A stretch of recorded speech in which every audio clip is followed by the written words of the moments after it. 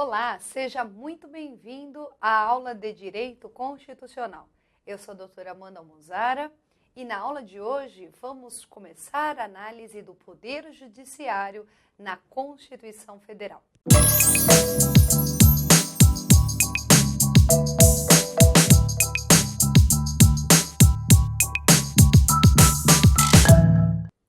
Muito bem, a disciplina do Poder Judiciário na Constituição, ela tem início no artigo 92.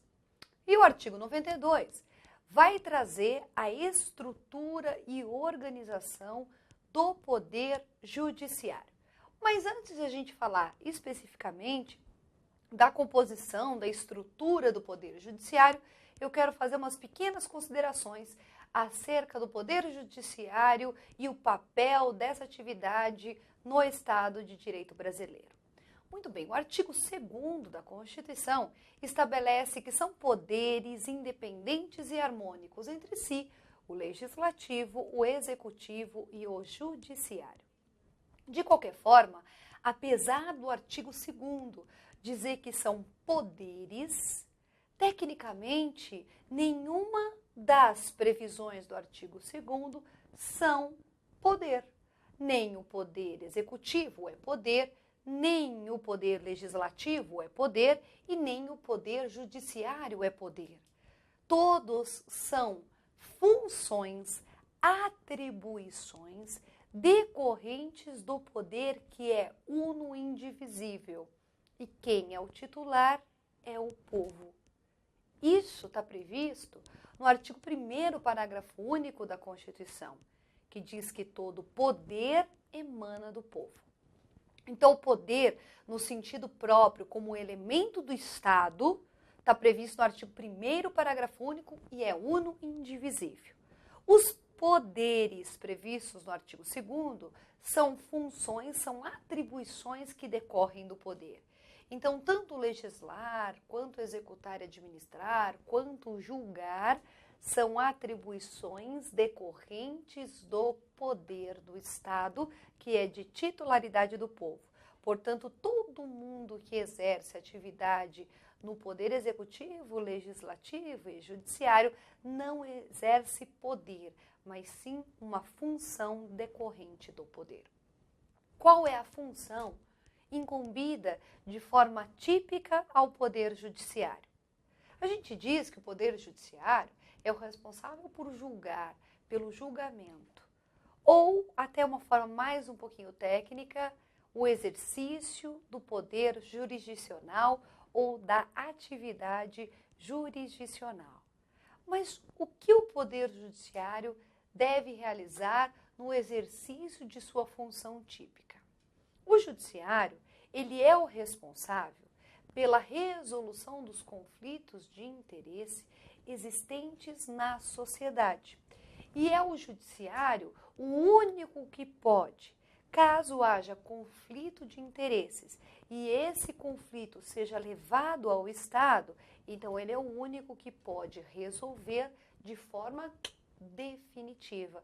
Por isso, aquela batida do martelo, como se o assunto estivesse resolvido e não pudesse ser reanalisado. Daí decorre as características típicas da jurisdição, que são lide, que é o conflito propriamente dito, a inércia, que é o judiciário esperando ser provocado, e, por fim, a definitividade, que nada mais é do que a decisão que não pode ser reanalisada ou revista quando proferida de forma definitiva, ou seja, final, com trânsito em julgado. Nesse sentido, a função do judiciário, então, vai ser, caso o conflito seja levado a ele, garantir e defender que os direitos fundamentais sejam respeitados, aplicando o direito, nesse caso, da forma que o sistema estabelece e promovendo a justiça, ou seja, aquilo que é esperado às partes, resolvendo os conflitos que surjam na sociedade, pacificando a convivência entre as pessoas. Então, na prática, o judiciário seria o responsável pelo cumprimento e pela efetivação das leis do país. Hoje não é bem assim, porque a gente está saindo de um sistema legalista, positivista, para migrar para um sistema que é mais aberto, que alguns chamam de pós-positivista, mas a ideia do judiciário é essa de resolução de conflitos de interesse. Muito bem, partindo dessa ideia, agora sim a gente pode começar a falar do artigo 92 da Constituição, que diz que são órgãos do Poder Judiciário. Numa análise interdisciplinar, o que são órgãos? E por que a Constituição utiliza a palavra órgão? Porque, na verdade, todos aqueles que estão elencados pelo artigo 92 fazem parte, estão conectados a uma pessoa.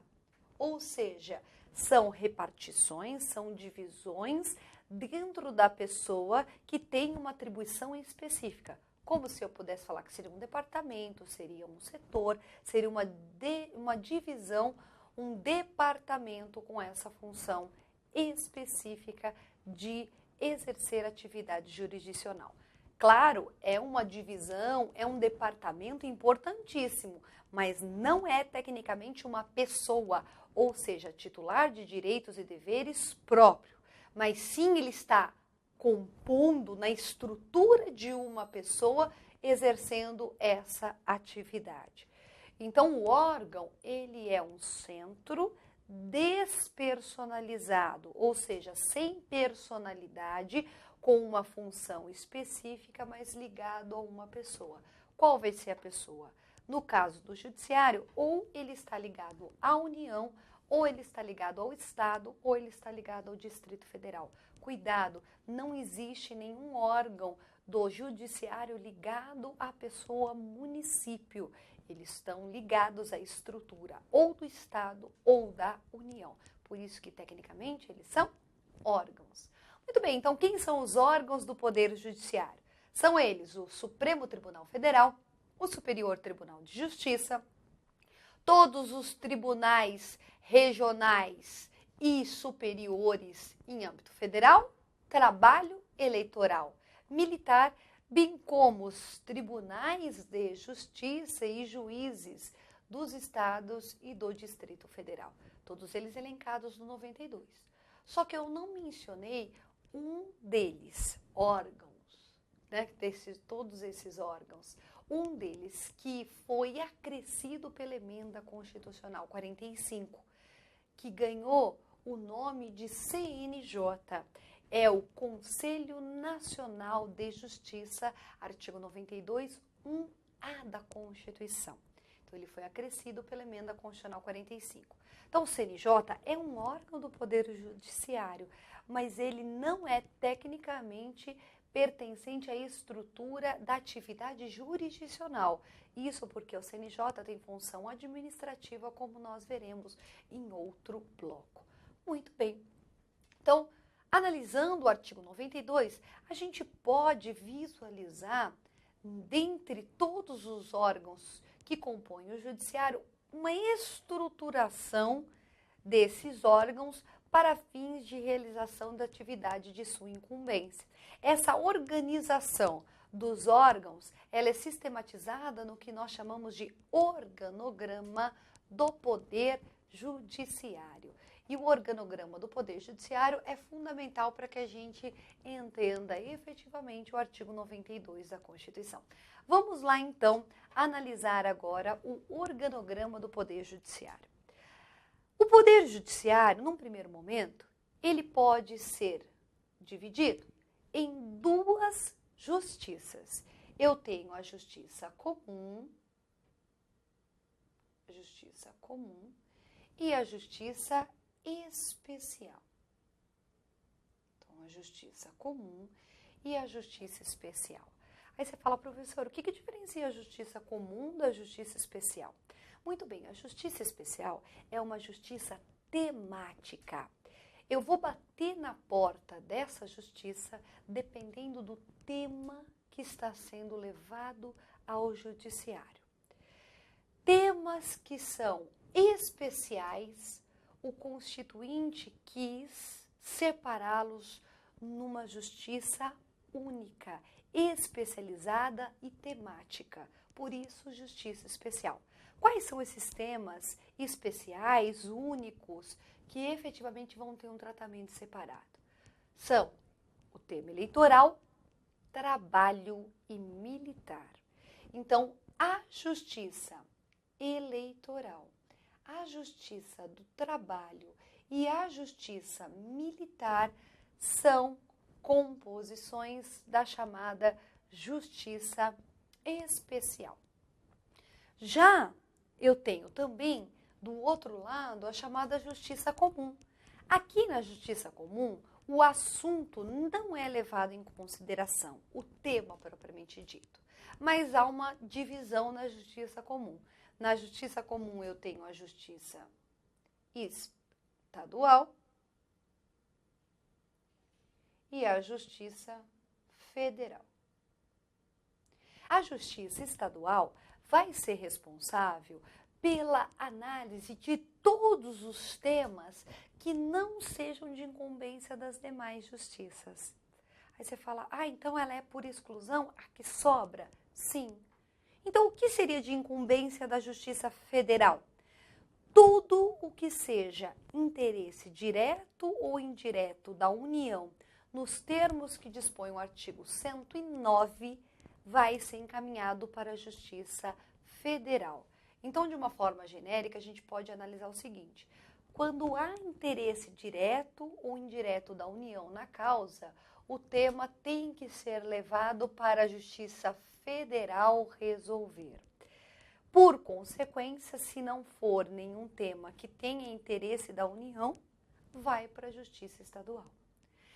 Tanto a Justiça Estadual, Federal, Eleitoral, do Trabalho e Militar, todas elas compõem o que nós chamamos de primeira instância. Então, estamos aqui na chamada primeira instância.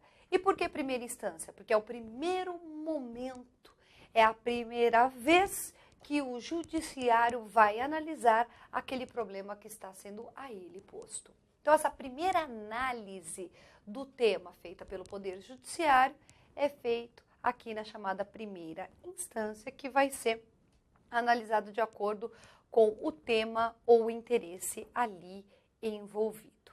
Muito bem, cada uma das justiças de primeira instância tem aí a estrutura hierárquica relacionada à atividade que exerce. Então, na Justiça Estadual, eu vou ter todos os tribunais ou toda a estrutura relacionada a essa justiça e assim de forma subsequente. Toda a organização que possibilita essa reanálise da atividade é o que nós chamamos de segunda instância. Então, a segunda instância nada mais é do que aquela responsável pela reanálise de um caso que já foi posto para análise do Poder Judiciário.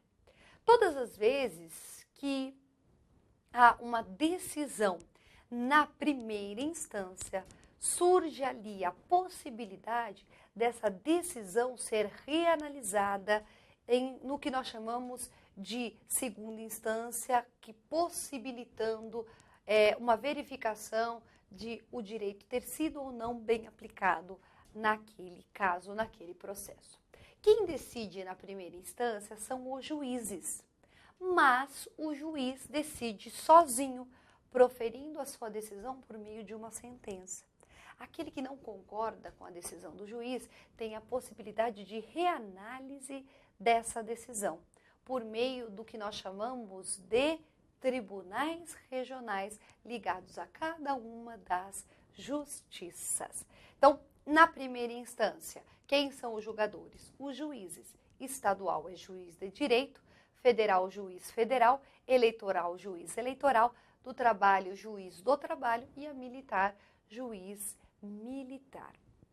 Aí, desta decisão única, cabe aí a possibilidade de um recurso para a segunda instância. Mas não haveria sentido movimentar toda a máquina, toda a estrutura do Poder Judiciário para que uma pessoa novamente analisasse a causa.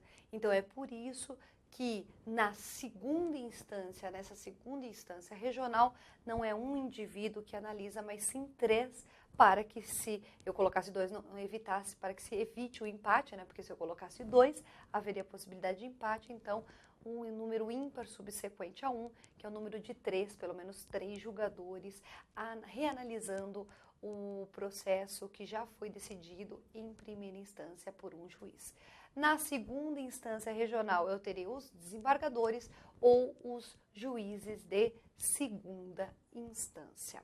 Então, na Justiça Estadual, eu tenho o Tribunal de Justiça, na Justiça Federal, os Tribunais Regionais Federais, na Justiça Eleitoral, o Tribunal Regional Eleitoral, na Justiça do Trabalho, o Tribunal Regional do Trabalho e na Justiça Militar, o Tribunal de Justiça Militar. Agora, a gente finaliza esse bloco e, na sequência, a gente dá continuidade à análise dessa segunda instância. A gente vai falar de um monte de coisa importante. Vamos falar de composição, vamos falar de atribuição da segunda instância, dos órgãos do judiciário, e aí a gente consegue dar umas dicas para você fechar essa primeira análise do judiciário e adentrar em questões mais específicas acerca do tema. Espero que você tenha gostado da aula. Se gostou, curta e compartilhe, e encontro você já já no nosso próximo bloco. Até lá!